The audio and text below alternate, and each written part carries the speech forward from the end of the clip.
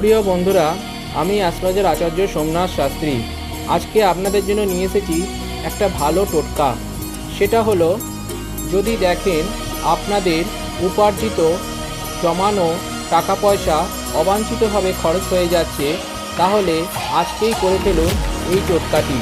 তা হলো, আপনাদের আলমারিতে যে ক্যাশ বাক্স আছে বা লকার আছে, সেখানে একটা হলুদ শালু অথবা লাল শালু রেখে তার মধ্যে একটা কাঁচা হলুদ ও 1 টাকার কয়েন রেখে দিন।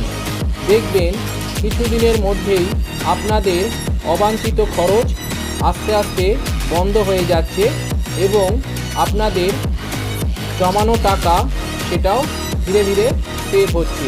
যদি এই টোটকাটি আমার ভালো লাগে, তাহলে আমার চ্যানেলটিকে অবশ্যই লাইক এবং শেয়ার সাবস্ক্রাইব করে দেবেন।